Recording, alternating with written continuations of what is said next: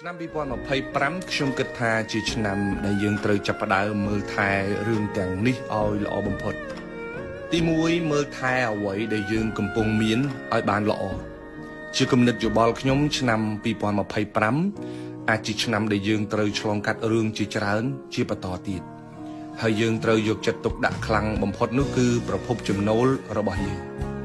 បើសិនជាយើងកំពុងតែធ្វើការងារណាមួយឬក៏យើងកំពុងតែកាន់ការងារណាមួយ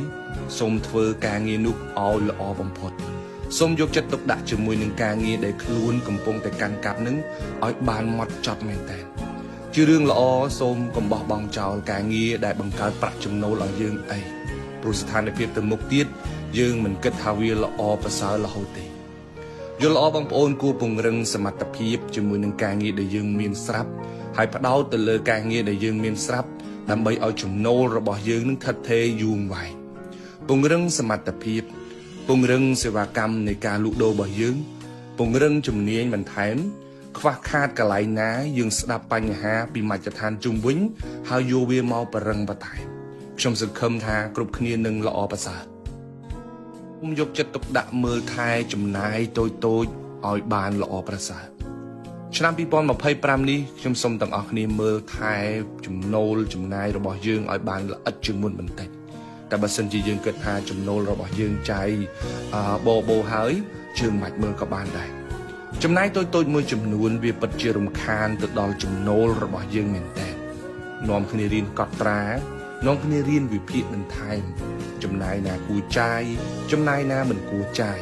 ចំណាយណាដែលចាំបាច់ចំណាយណាដែលមិនចាំបាច់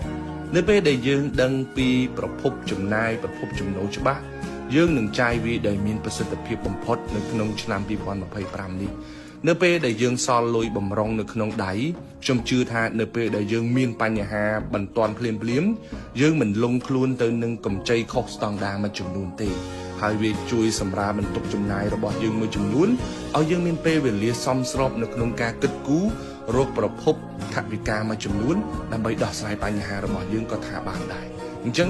2025នេះសូមពិនិត្យមើលប្រភពចំណាយតូចៗនិងប្រភពចំណូលរបស់ខ្លួនជាប្រចាំទី3សូមមើលថែផ្លូវចិត្តខ្លួនឯងឲ្យបានល្អលុយជារឿងសំខាន់ប៉ុន្តែផ្លូវចិត្តគឺជារឿងចាំបាច់បំផុតនៅក្នុងជីវិតរបស់យើងសូមចំណាយពេលវេលាមើលថែផ្លូវចិត្តឲ្យបានល្អផងការអានសៀវភៅការស្ដាប់ព័ត៌មានវិជ្ជមានការស្ដាប់វីដេអូលើកទឹកចិត្តការហាត់ប្រាណការហូបគ្រប់ការគេងគ្រប់វាពិតជាជួយយើងបានច្រើនមែនទែនរៀនគ្រប់គ្រងផ្លូវចិត្តឲ្យបានល្អព្រោះ2025ទៅមុខខ្ញុំគិតថាមានមនុស្សជាច្រើនដែលនឹងប្រើប្រាស់បណ្ដាញសង្គមហើយច្បាស់ណាស់ថាអត្រានៃការប៉ះទង្គិចគ្នាគឺវាមានកាន់តែច្រើនទៅតាមនឹងដែររៀនគ្រប់គ្រងកំហឹងរៀនគ្រប់គ្រងការឆ្លើយតបរៀនគ្រប់គ្រងភាពលោភលន់របស់ខ្លួនរៀនគ្រប់គ្រងអំនួតរៀនគ្រប់គ្រងអត្តចរិតគឺជាផ្នែកដ៏សំខាន់មួយនៅក្នុងការរស់នៅក្នុងឆ្នាំ2025ខ្ញុំសង្ឃឹមថាវីដេអូមួយនេះនឹងជួយឲ្យបងប្អូនទាំងអស់គ្នា